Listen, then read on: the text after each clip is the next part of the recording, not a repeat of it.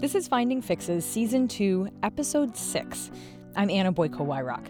On this episode, we're in the deep end of the pool. If you haven't listened to our earlier episodes, you might want to go back and do that first. In Episode 1 of this season, we talked about how the opioid epidemic is like a swimming pool. The first time you take an opioid, you enter the shallow end. It's pretty safe there. The more opioids you take, and the longer you take them for, the further down the length of the pool you go, and the riskier it gets. The folks in the deep end are in a really risky situation. They're the ones addicted to opioids, and they're at high risk of drowning. But we can throw them a life preserver to help them swim to safety by providing drug treatment that works. On this episode, we hear the stories of 2 doctors, a social worker, and a person in recovery from heroin. They show how emergency rooms can be an entryway into addiction treatment. Quick warning, if you're squeamish about needles, you might want to skip ahead a few minutes.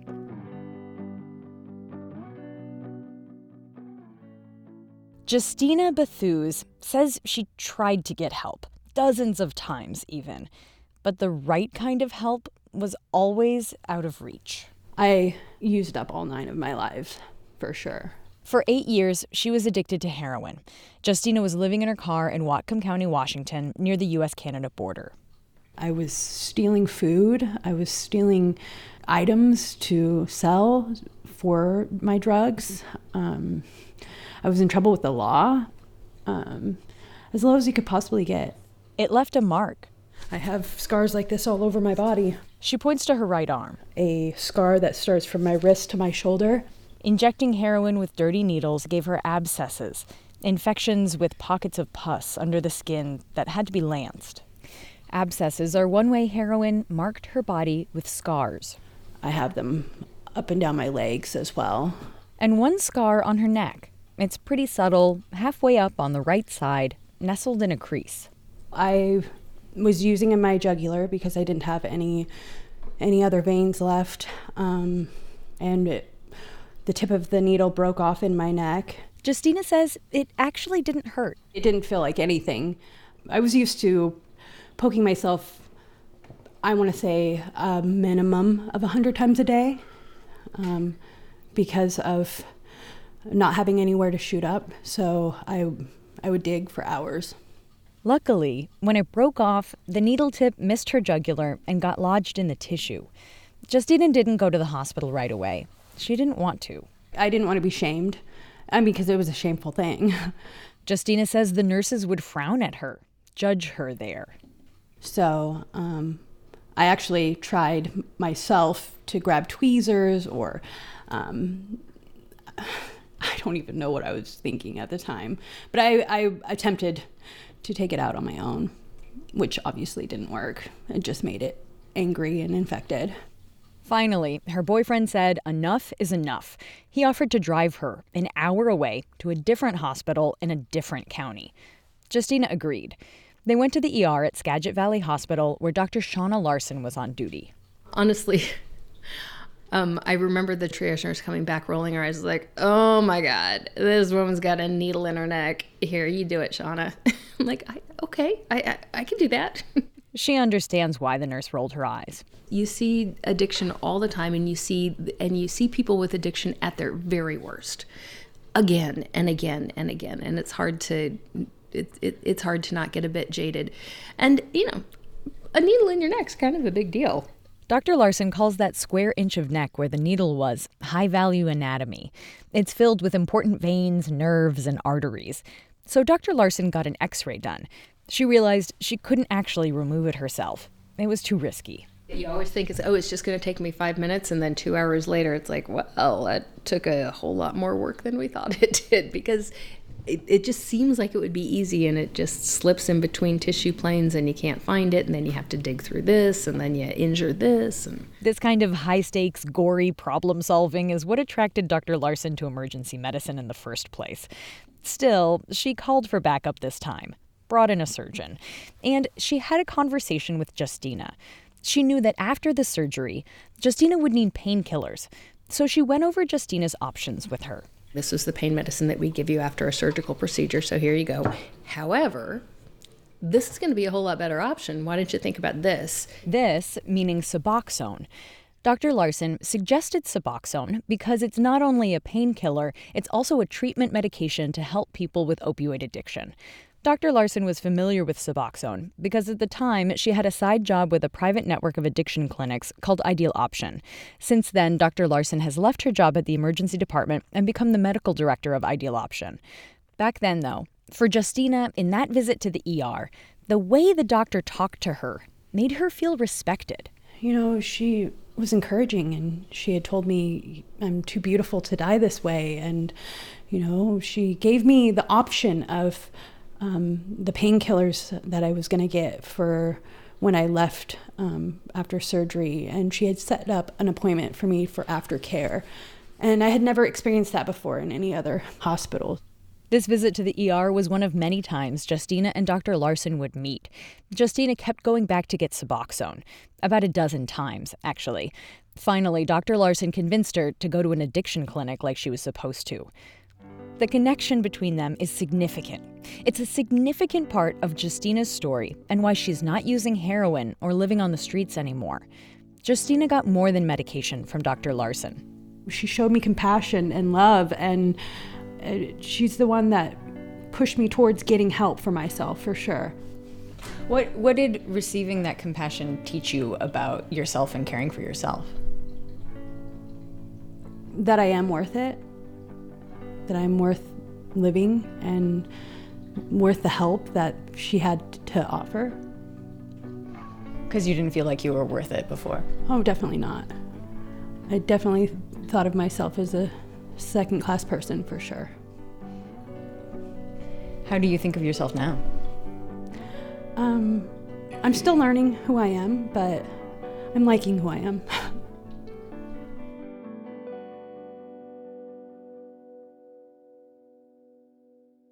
Justina has moved far beyond heroin. When we talked in April 2019, she was rounding the corner on 1 year off drugs and working to get her life back on track. In a little bit, we'll hear the second part of her story and about what recovery is giving her back. Usually, patients don't get help treating opioid addiction in the emergency room. That's just not how most ERs are set up.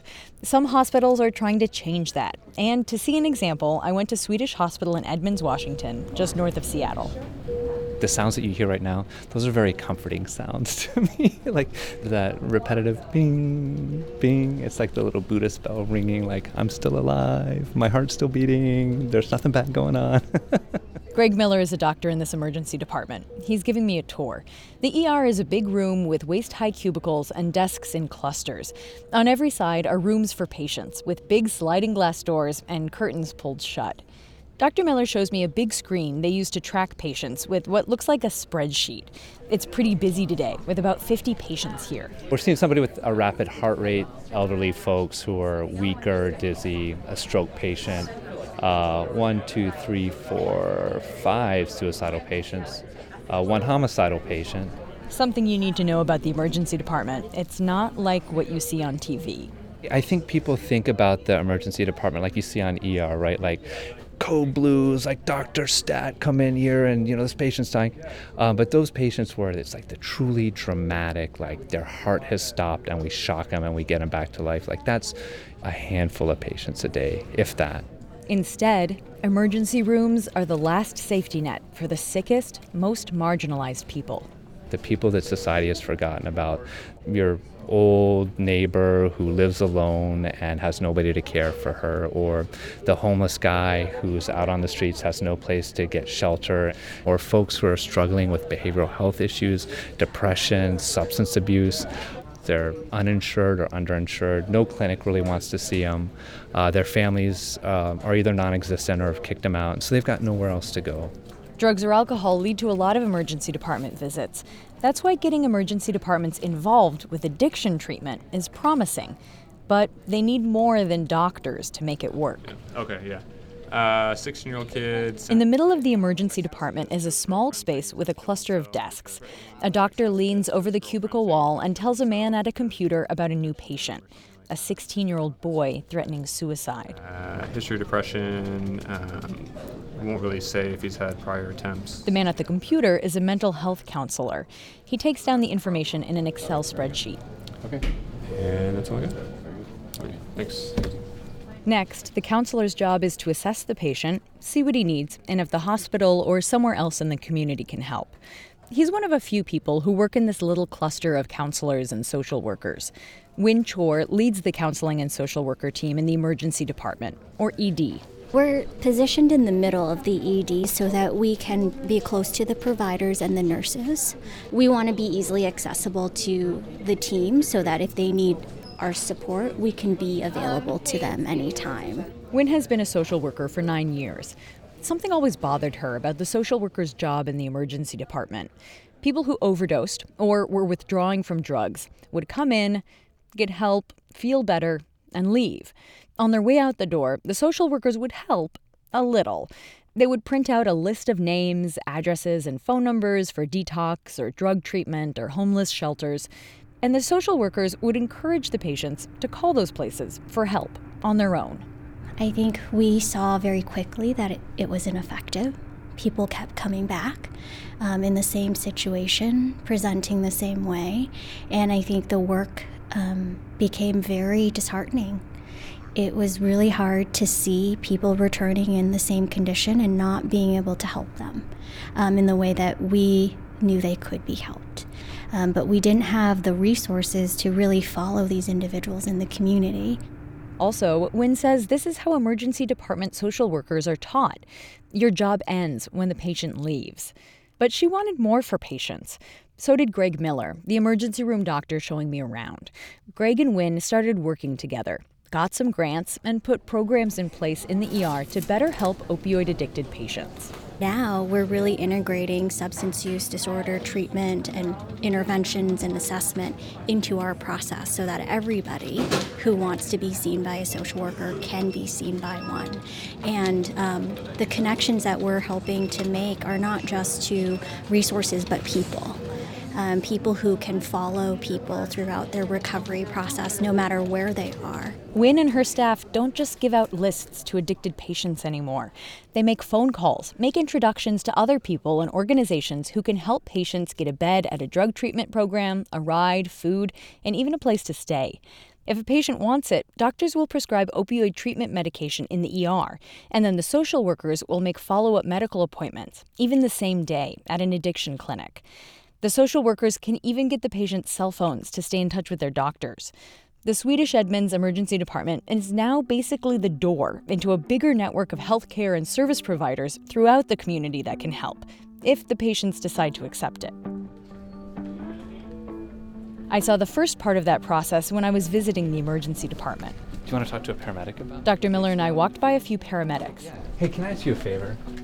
I'm one of the ER docs. He asked if they would talk to me about the opioid epidemic. Out on the We streets. just brought one in. Okay. And they said they just brought in a patient who had overdosed. She was laying in some dirt and pretty pale, gasping for air, not conscious, trying to breathe, but couldn't do it. Kristen Hammersmith is a firefighter EMT with South Snohomish County Fire.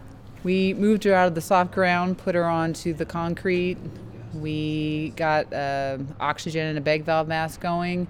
Checked for pulses first. Then once we realized we actually did have a pulse, we started breathing for her, putting the oxygen in her body. And then when we got a chance, we gave her some Narcan and gave her IV and some more Narcan, and then she was breathing on her own. The EMT says it was the second overdose she responded to in less than 5 days. So the woman who came in, what's going to happen to her next? Yeah, so she's probably going to be observed for a couple hours, or at least an hour. So we'll keep an eye on her, make sure that once the Narcan wears off, she still stays awake. Once she's totally awake, she'll get a visit from a doctor and then the social workers. They'll talk to her about whether she's interested in taking treatment medication and going to an addiction clinic when she leaves. The social workers will tell her what other help is available in the community. What happens next is totally up to her. A lot of times, this is not the patient that really is looking for help. The folks who have an acute overdose don't think they have a problem or just aren't ready to deal with the opiate issues. And so a lot of times they decline treatment and just kind of go on. But you at least start the conversation. You know, you let them know that there are options out there for them and that when they're ready, we'll come on back. We'll be happy to help you out. But once the patient leaves the ER, they'll get a phone call from a social worker to check up on them, even if they didn't accept any help. Dr. Miller is the first to say this is not the most effective way to get a lot of people into drug treatment. A few numbers. For the first 8 months of 2019, the Swedish Edmunds Emergency Department helped over 50 people start taking Suboxone in the ER. After they left, over 60% of those patients showed up at their follow-up appointment at an outside clinic. That's a few dozen people. For the patients who do start on medication in the ER, some research shows it can really help. In 2015, a study done at Yale looked at people who started taking Suboxone during an emergency room visit. The study found that 78% of those patients were still getting that drug treatment a month later. But back to this one hospital for a moment. For this group of doctors and social workers, it's about opening the door. Wynn says even if it just helps one person, it's worth it. Even patients who are unwilling to accept additional resources will tell us, I'm really grateful that you called. They'll tell us that it means a lot to know that there are people thinking about them, people who care about them enough to do that. And so I think any step that we can take towards someone's recovery is worthwhile. And that phone call could be that one thing that they remember the next time, to know that we're safe people and we're people who are willing and ready to help them. And when they need that help, they can come back. Before, you said the traditional way of doing things was very disheartening. How do you feel now about it? Very hopeful. And our team feels the same way. We'll send each other emails, and I just sent one to staff this morning because I made that phone call to assist one of the patients to get to her appointment. And I said, I haven't felt this way, like this good, in a long time. It's a chance for her patients to change, and another chance at life. This program relies on its social workers. Dr. Miller said he knows small hospitals may not have such a large staff. So he suggested I talk to someone from a company trying to fill the gap. Jonathan Chompy is the CEO of Bright Heart Health. The company connects patients and doctors over video conferencing. Are you on a tablet, PC, or a... That's how he and I spoke too. It looks like John's sitting in a conference room, but that's a virtual backdrop. He changes it with a click. Everybody, so I can be in San Francisco, I can be in the snow, wherever you want to be. John's company is one of about half dozen like it that use this kind of video conferencing for addiction treatment. Many accept insurance and Medicaid. Bright Heart Health works with patients coming out of emergency departments in California and Washington state. If you're in an emergency department and they connected you, you could literally go right to our website and connect to somebody who would talk to you just like this. Patients on the addiction medication Suboxone have to check in with their doctor pretty frequently to get the meds. John says the online video platform makes it easier for patients to actually show up for the appointment. Patients can see a doctor outside of normal business hours, and they don't have the hassle of going in somewhere because they can do the appointment from home. People have this sense of security. They're in there, like right now, you're sitting on your own couch. You may have a cat or a dog that's, personal to you that you really like to have around you. You can still have that animal with you. You don't feel in any way a threat, even though we may be talking about something that is highly stigmatized out in the normal world. As one example, John says Bright Heart Health is working with the community hospital of the Monterey Peninsula in California. So far, since 2018, 50 patients have been referred to Bright Heart Health, and over 80% actually showed up for an appointment. Those numbers are as of July 2019. John says the company is trying to improve those results. Code SEMI, ER, RME, room 3. Code SEMI, ER, RME, room 3. Back to the Swedish Edmunds emergency room for a moment. We hear an alert. Code SEMI. Dr. Greg Miller says that means someone is having a life-threatening heart attack. A man wearing scrubs strides by. That's one of the cardiology team going over right now.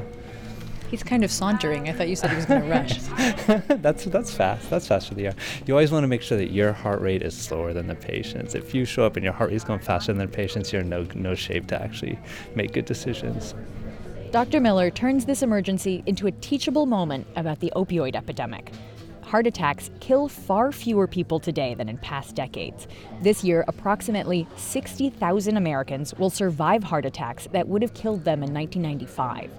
Dr. Miller says so many people are surviving heart attacks because paramedics and hospitals have invested in coordinating their efforts, and average people are trained in CPR. There's a really good chance that if somebody drops dead in a public area, they're going to be resuscitated and survive. And hopefully we'll see that same effort with the opiate epidemic. Like, somebody's going to drop from an opiate overdose. The community's going to be trained in naloxone. They're going to have access to naloxone. They're going to call 911. The patient's going to come into the emergency department. We're going to be hooked up with this outpatient treatment network, and we're going to be able to get those patients into treatment so that long term they survive.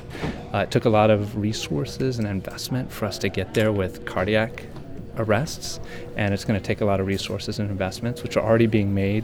And I think it's an exciting time. We're at the beginning of that here with the American opiate epidemic, and hopefully it'll change. I mean, I think things will get better.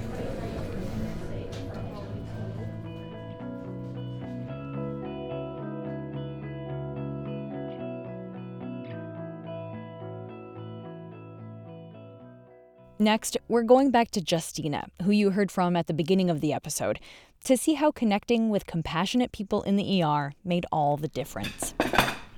All right, are we going to eat first? Yes. Okay. Good. I met Justina and Dr. Shauna Larson at the doctor's house for lunch. Dr. Larson's a nice person, but she's also super busy, so this was the best way for her to squeeze in an interview. In between her shifts at the ER, she made us all baked potatoes. I have to admit, I love butter. I love sour cream. Oh, me too. That's where I interviewed Justina, too. Dr. Larson's house is halfway between Seattle, where I live, and a small town on the U.S.-Canada border where Justina is. In April 2019, when we met, Justina had been on Suboxone and off heroin for almost a year. Justina was still dealing with the consequences of her chaotic past. She recently got out of jail, serving time for stealing a Fitbit from Best Buy. She was living in a motorhome parked in her parents' driveway. Her parents were taking care of her 10-year-old son. They all shared the common spaces in the house and spent time as a family. I'm happy. I'm living a normal life. I have my family. I'm allowed in my family's home. I eat 3 meals a day. I can go shopping without having the thought of needing to steal something for my next fix. I'm normal. At the time we met, Justina didn't have her driver's license, so her parents drove her down for the interview. I see Mom and Dad cruising up and down the street. As we were talking, she spotted them waiting to pick her up. They're knocking. It's my parents. Oh. Do you want me to go grab them? Go ahead and have them come on up. Justina's parents, Lisa and Tom Hilton, came in to say hello. They've been through a lot. It's been very hard, heartbreaking. And I'm going to get really emotional. This is Lisa Hilton, Justina's mother. She says Justina's addiction has affected her in a lot of ways. Sleepless nights, worse health, and what she calls a hardening. They judge my husband and I, and they think, oh, what did you do as a parent to make your kid that way? You know, and then you wonder yourself, what have I done? You know, that made my daughter that way. Did I do something? And so it hardens you. Now they're rebuilding their relationship with their daughter. Trying to put the pieces back together, trying to gain trust. I think things are looking brighter for us and her. She says her daughter is back again. Now she sticks around. I mean, it used to be I have to go. And yeah, it's nice to see her smile. Yeah, willingness to help out. Just having her there. Also, Tom chimes in. Hugs. They weren't really a touchy-feely family before. Now they try to hug once a day. We still have to work on a lot of that. You know, we give a hug before we depart from each other, and I think there's a lot to that, and that stimulus from, you know, just the physical contact and tell you I love you. We get more of that now, so it's great.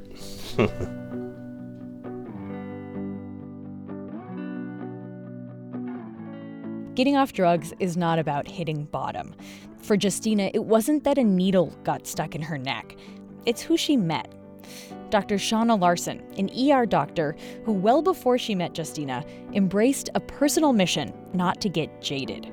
I consciously sat down and I'm like, you know what? I give you speaking to myself, permission to spend all the time you need with at least one patient a day, to be completely compassionate and actually connect with them at a personal level, because it's what I need as a physician.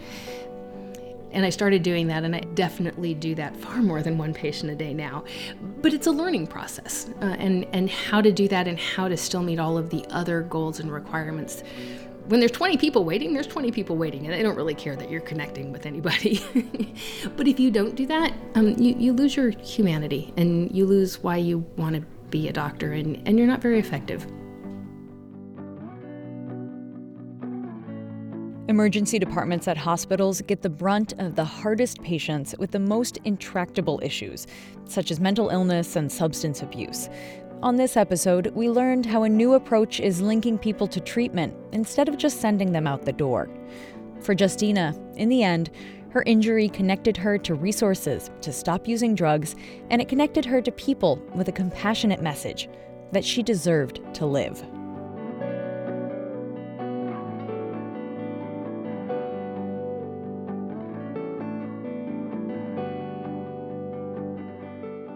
One final note, a few days before this story was released in November 2019, the union that represents many healthcare workers at Swedish hospitals voted to authorize a strike. That includes emergency room social workers. As of November 17th, the union, called SEIU, had not announced when or if they would strike. The union and Swedish have been in contract negotiations since April 2019, which is after I visited the emergency department and recorded the interviews in this episode. As a reporter for public radio station KUOW in Seattle, I covered the story of the strike vote for local audiences.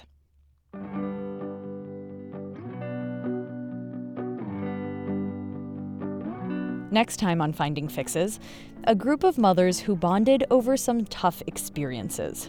You realize that normal people don't have conversations like this and do not laugh about looking for their children in the middle of the night, which make us laugh some more. When your child is addicted to heroin, and what you can do.